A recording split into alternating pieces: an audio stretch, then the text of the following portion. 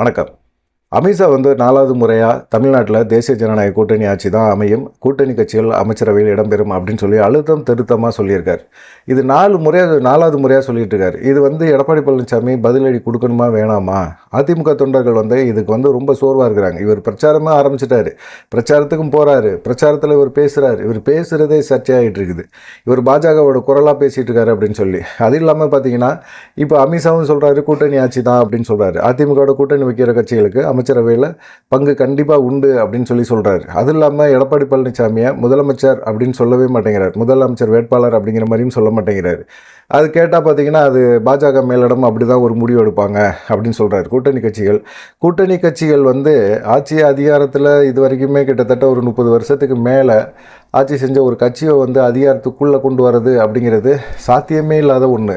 இது எப்படி எடப்பாடி பழனிசாமி ஒத்துக்கிறாரு அப்படிங்கிற ஒரு கேள்வி அதிமுக தொண்டர்கள் மத்தியில் இருக்குது. எடப்பாடி பழனிசாமி எங்கேயோ லாக் ஆகியிருக்கிறாரு. அந்த லாக்கை வந்து பயன்படுத்தி தான் அமித்ஷா வந்து எடப்பாடி பழனிசாமியை மிரட்டிகிட்டு இருக்காங்க அப்படிங்கிறது தெளிவாக தெரியுது.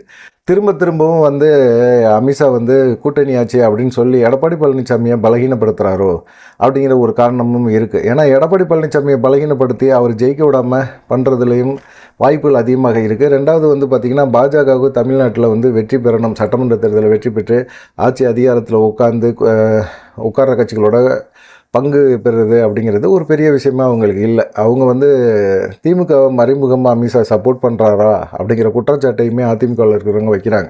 ஏன்னா அவங்களுக்கு வந்து அங்கே தொங்கு நாடாளுமன்றம் தான் அவங்களுக்கு இருக்குது, பெரும்பான்மை இல்லை பிரதமர் மோடிக்கு.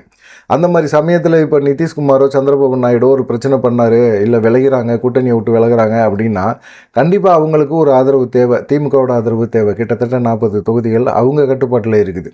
அப்போ வந்து திமுக வந்து ஆதரவு கொடுக்குறேன் அப்படின்னு சொன்னால் இந்த நிதிஷ்குமாரோ சந்திரபாபு நாயுடோ இவங்கெல்லாம் வந்து கூட்டணியை விட்டு விலகினாங்கன்னா திமுகவோட ஆதரவு அவங்களுக்கு தேவை. இப்போது திரும்பவும் திமுகவுக்கு வந்து அவங்க சப்போர்ட் பண்ணி திரும்பவும் திமுக வந்து தமிழ்நாட்டில் ஒரு சட்டமன்ற தேர்தலில் சந்தித்து அவங்க வெற்றி பெற்று திரும்பவும் ஆட்சி அமைச்சா கூட பரவாயில்ல அப்படின்னு அமித்ஷா நினச்சி தான் எடப்பாடி பழனிசாமிக்கு எதிராக பேசுகிறாரா அப்படிங்கிற மாதிரி ஒரு குற்றச்சாட்டையுமே அதிமுக தரப்பில் வைக்கிறாங்க.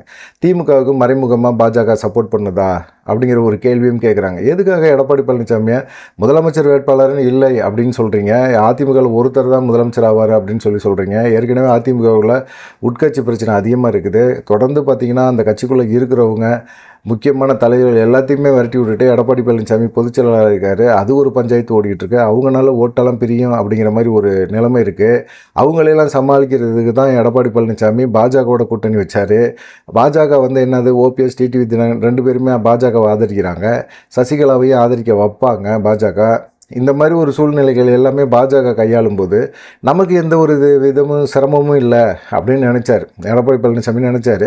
அதுதான் அவருக்கு பாதுகாப்பு அப்படிங்கிற மாதிரியும் உணர்ந்தார். ஆனால் இப்போ அமித்ஷா என்ன சொல்கிறாரு அப்படின்னா, இல்லை கூட்டணி ஆட்சி அப்படிங்கிறாரு. தமிழ்நாடை பொறுத்த வரைக்கும் கூட்டணி ஆட்சிக்கு முக்கியத்துவம் கொடுக்க மாட்டாங்க அப்படின்னு எடப்பாடி பழனிசாமியெல்லாம் சொல்லிகிட்டு இருக்காரு. ஆனால் அதெல்லாம் வந்து பெருசாக யாருக்குமே வந்து நம்பிக்கை கிடையாது. கூட்டணி கட்சிகளுக்கும் ஆட்சி அதிகாரத்தில் பங்கு கொடுங்க அப்படிங்கிறது இப்போ வேறு வழியே கிடையாது. 2026 வந்து இப்படி தான் ஒரு சூழ்நிலை வரும் அப்படிங்கிற மாதிரி இருக்காங்க. அதுக்கு வந்து இப்போ அமித்ஷா சொல்கிறது கூட்டணி ஆட்சி அப்படின்னு சொல்கிறதுக்கு காரணம் என்னென்னா, தொகுதி பங்கீடில் கண்டிப்பாக வந்து அவங்க அதிக தொகுதிகளை கேட்பாங்க, அதிக தொகுதிகளை அவங்களுக்கு வேணும் அப்படிங்கிறத கேட்பாங்க. தனி பெரும்பான்மையில் அதிமுக வந்து திரும்பவும் ஆட்சி அமைக்கும் அப்படின்னு எடப்பாடி பழனிசாமி நேற்று கூட சொல்கிறார். அமித்ஷா சொன்னதுக்கு பதில் சொல்கிறார். தனி பெரும்பான்மையில் நாங்கள் அதிமுக ஆட்சி அமைச்சிட்டு போயிடுவோம் அப்படின்னு சொல்கிறாரு.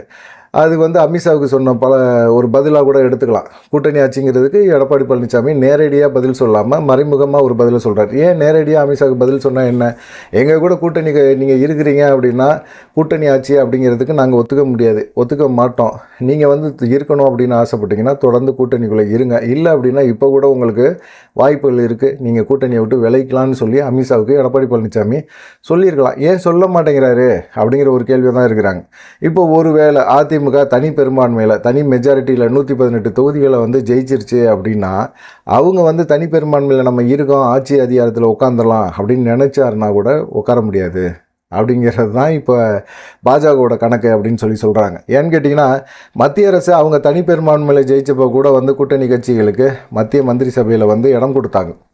அதே போல் தான் பாஜகவோட கொள்கை இது வந்து நீங்கள் எந்த மாநிலமாக இருந்தாலும் சரி, அந்த மாநிலத்தில் ஒரு கட்சியோட கூட்டணி வைக்கிறாங்க அப்படின்னா அவங்க தனி பெரும்பான்மையில் ஜெயிச்சா கூட அவங்களுக்கு வந்து என்னென்னா கூட்டணி ஆட்சியில் அங்கம் வைக்கணும் அப்படிங்கிற ஒரு எண்ணம் தான். அதுவும் இந்த குறிப்பாக பார்த்திங்கன்னா தென் மாநிலங்களில் வந்து குறிப்பாக அந்த மாதிரி செயல்பட ஆரம்பிக்கிறாங்க இப்போது. இது வந்து கூட்டணி கட்சிகளுக்கும் ஒரு முக்கியத்துவம் கொடுக்குற மாதிரி இருக்கும் அப்படிங்கிற மாதிரி ஒரு எண்ணத்தில் தான் இந்த இதை பேசுகிறாங்க. இப்போ தனி பெரும்பான்மையில் இருந்தோம்னா நம்மளை வந்து ஒன்றும் செய்ய முடியாது, அதிமுக தான், அதிமுக சொல்கிறது தான் வந்து கூட்டணி கட்சிகள் கேட்கணும் அப்படிங்கிற ஒரு எண்ணத்தில் எடப்பாடி பழனிசாமி பேசுகிறாரு. இந்த இது வந்து என்ன உள்ளர்த்தத்தில் பேசுகிறாரு அப்படிங்கிறது அமித்ஷாவுக்கு தெரியாமல் இருக்குமா? தெரியும், அதெல்லாம் தெரியும். ஆனால் தனி பெரும்பான்மையில் ஜெயித்தாலும் நீங்கள் கண்டிப்பாக ஆட்சி அமைக்க முடியாது, ஆட்சியில் உட்கார முடியாது. அப்படியே உட்கார்ந்தாலும் கூட்டணி கட்சிகளுக்கு கேட்குற மந்திரி பதவியை கொடுத்து தான் ஆகணும் அப்படிங்கிறது தான் அமித்ஷாவோட கொள்கை. அமித்ஷா அதை தான் மறைமுகமாக வலியுறுத்துறாரு. இது எடப்பாடி பழனிசாமிக்கு நல்லா தெரியும். வேறு வழி இல்லை, கடைசி நேரத்தில் வேறு ஏதாவது ஒரு மாற்றங்களை கொண்டு வரலாம் அப்படின்னு எடப்பாடி பழனிசாமி யோசிக்கிறாரு. ஆனால் இப்போ என்னன்னு கேட்டிங்கன்னா, அமித்ஷா தொடர்ந்து இப்படியே பேசுகிறது, இப்படி பேசுகிற ஒரு விஷயத்த வந்து அதிமுக தொண்டர்கள் ரசிக்கவே இல்லை. என்ன அது இப்படியே பேசுகிறாங்க, நம்ம ஏன் தொடர்ந்து பாஜகவோட பயணம் செய்யணும், பாஜகவோட நம்ம எதுக்காக நம்ம கூட்டணி வைக்கணும் அப்படின்னு யோசிக்கிறாங்க. ஆனால் அதிமுகவை பொறுத்த வரைக்கும் வேறு வழி இல்லை, பாஜகவை தாண்டி வேறு யாருமே கூட்டணிக்கு வரல. அவர் எடப்பாடி பழனிசாமி நினச்ச மாதிரி கூட்டணி கட்சிகளை, திமுக கூட்டணி கட்சிகளை உடைக்க முடியல. அந்த ஒரு சைடு விஜய் வேறு வந்திருக்கிறாரு, விஜய் தனியாக செயல்படுறாரு, என்ன பண்ணுறதுன்னு தெரியல. இவரோட ஆசை கனவு முதலமைச்சர் அப்படிங்கிற ஒரு எண்ணம் எல்லாமே வந்து ரொம்ப வீக்காக போயிட்டு இருக்குது. வர கட்சிகளை கூட்டணிக்கு வச்சுக்கணும் அப்படிங்கிற ஒரு எண்ணத்தில் தான் அவர் நடத்துகிறாரு. அது இல்லாமல் அவர் என்ன செய்கிறாரு, எப்படியா இருந்தாலும் இப்போ திமுகவோ அதிமுகவோ இந்த தடவை வந்து பெரும்பான்மை பெற முடியல அப்படின்னா, இப்போ திமுக கூட்டணி கட்சிகள் இருக்குது, திமுக வந்து பெரும்பான்மை பெற முடியல அப்படின்னா, இந்த கூட்டணி கட்சிகள் கண்டிப்பாக ஆட்சி அதிகாரத்தில் பங்கு கொடுத்தா உங்களோட கூட்டணி தொடர்றதுக்கு வாய்ப்புகள் இருக்குது அப்படின்னு சொல்லி ஒரு டிமாண்டை ஏற்கனவே வச்சுக்கிட்டு இருக்காங்க.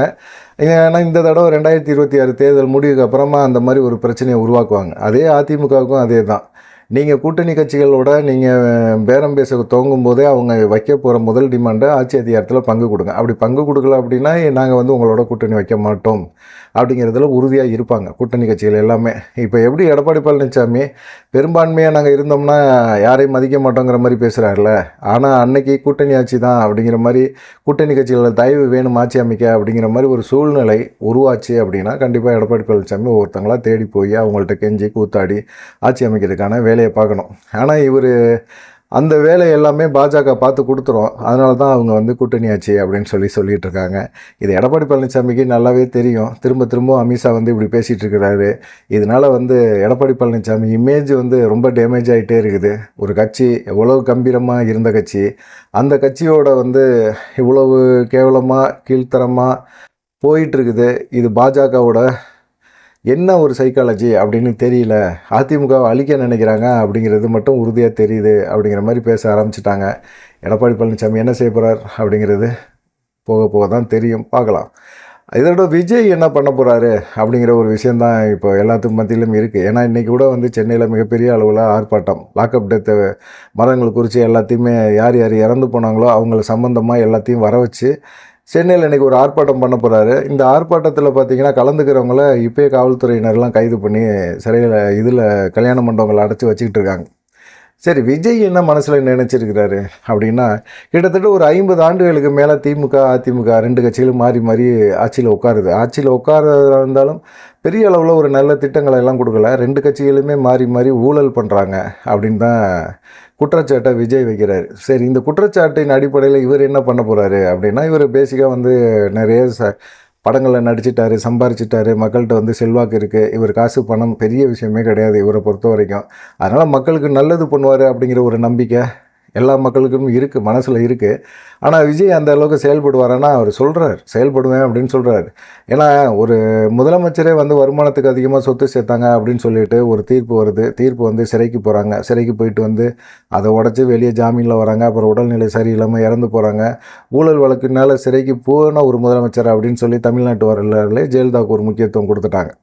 ஊழல் வழக்குனால சிறைக்கு போன ஒரு முதலமைச்சர் அப்படின்னு சொல்லி. அதுக்காக ஊழல் வழக்கில் சிக்காத முதலமைச்சர்கள் இது வரைக்கும் ஆட்சி செஞ்சாங்க அப்படின்னா அதுவும் கிடையாது. எல்லாருமே வந்து ஊழல் பண்ணுறதுல கில்லாடிகள் தான். ஆனால் ஜெயலலிதா மேலே வீம்பா தான் பாஜக சில திட்டங்களெல்லாம் போட்டு உள்ளே தள்ளி விட்டாங்க அப்படிங்கிற மாதிரி குற்றச்சாட்டும் இருக்குது. அதுக்காக நீதிமன்றத்துக்கு போகாத முதலமைச்சர்கள் எல்லாம் ஊழல் செய்யாத முதலமைச்சர்கள் அப்படின்னு எடுத்துக்க முடியாது. எல்லாருமே ஊழலில் தான் இருக்கிறாங்க. ஊழலில் தான் அவங்க பெரிய அளவில் இந்தியாவுக்கே ஒரு முன்னோடியாக தமிழ்நாடு இருந்துகிட்டு இருக்கு அப்படிங்கிற ஒரு குற்றச்சாட்டை சொல்கிறாங்க. காமராஜருக்கு பிறகு கம்பனுக்கு பிறகு பெரிய அளவில் ஒரு தலைவர்கள் அப்படிங்கிறது கிடையாது. தமிழ்நாடை பொறுத்த வரைக்கும் பெருசாக வந்து ஒரு நியாயமாக மக்களுக்காக உழைக்கக்கூடிய தலைவர்கள் எல்லாம் பெருசாக இல்லை. வந்து விஜயகாந்த்கிட்ட அதை எதிர்பார்த்தாங்க.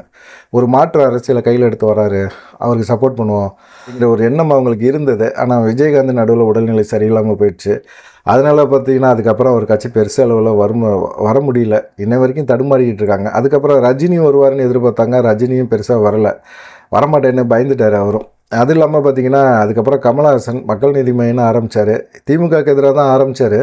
கடைசியில் திமுகட்டே போய் ஐக்கியமாகி ஒரு ராஜ்யசபா எம்பி வாங்கிட்டு அவர் பாட்டுக்கு அமைதியாக இருக்கிறார்.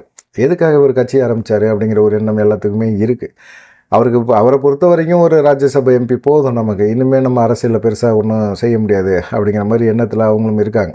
இப்போ விஜய்னால் இந்த ஒரு தூய்மையான ஒரு ஊழல் இல்லாத ஒரு ஆட்சியை கொடுக்க முடியுமா அப்படின்னா கண்டிப்பாக கொடுக்க முடியும் அப்படிங்கிற ஒரு எண்ணம் தான்.